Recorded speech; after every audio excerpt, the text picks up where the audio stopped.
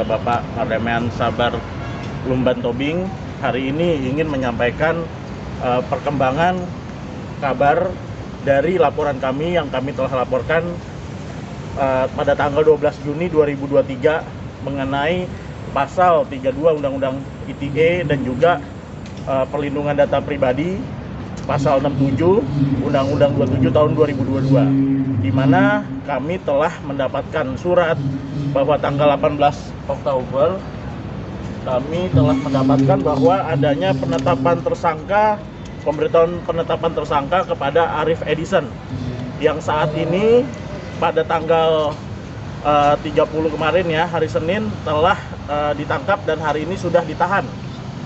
Adapun penangkapannya juga sudah sesuai dengan KUHP dan sekarang telah ditahan, seperti itu.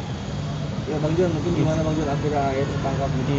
Mungkin saya kasih kesempatan ke Pak Sabar sebagai pelapor untuk yang ini karena jadi perlu saya pertegas, Saudara Arif Edison ini ditangkap dan sudah ditahan untuk laporan yang dilaporkan oleh Pak Sabar. Ya, kalau yang laporan saya masih dalam proses ya, dia tapi sudah tersangka. Silakan Pak Sabar. Oke, selamat siang rekan-rekan media. Saya bersyukur secara pribadi mengucapkan terima kasih juga kepada pihak kepolisian yang sudah bekerja dengan tegak lurus ya terkait dengan laporan yang saya buat di Polda Metro ya, di mana Arif Edison sudah ditangkap ya, sekali lagi sudah ditangkap, bukan menyerahkan diri tapi ditangkap dan sudah ditahan ya.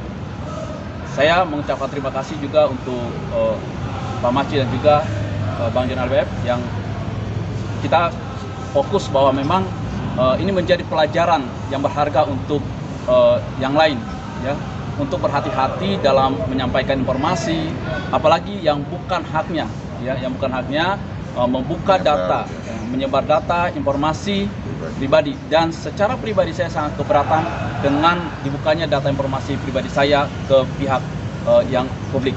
Seperti itu, teman-teman. Sejauh ini sudah bertemu dengan beliau belum? Sejauh ini belum.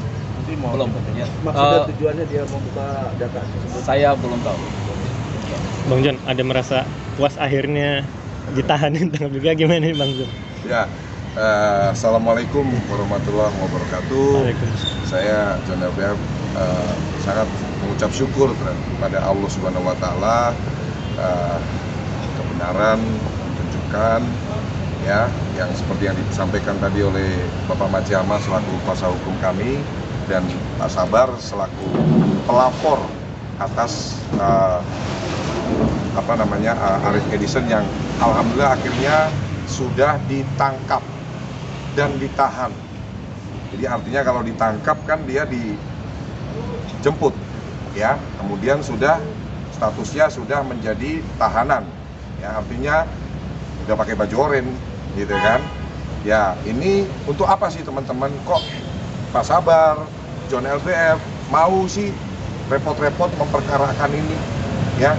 Terus terang proses hukum ini juga banyak menyita waktu, pikiran ya. Akan tetapi perlu saya pertegas sekali lagi teman-teman, Indonesia adalah negara hukum ya. Institusi yang berwenang untuk melakukan penegakan hukum, melindungi hak-hak warga negaranya adalah institusi Kepolisian Republik Indonesia. Kita pun dilarang keras untuk main hakim sendiri. Oleh sebab itu, saya dan Pak Sabar mempercayakan penuh, sangat percaya dengan yang namanya institusi Kepolisian Republik Indonesia.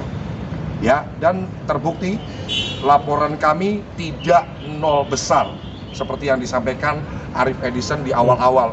Jon LBF mah laporannya nol besar, Pak Sabar laporannya nol besar. Tidak ada nol besar. Kepolisian Republik Indonesia tegak lurus. Kalau Anda bersalah, ditemukan peristiwa pidananya, percayalah masyarakat Indonesia, Anda akan mendapatkan keadilan. Saya sampaikan ini. Ya.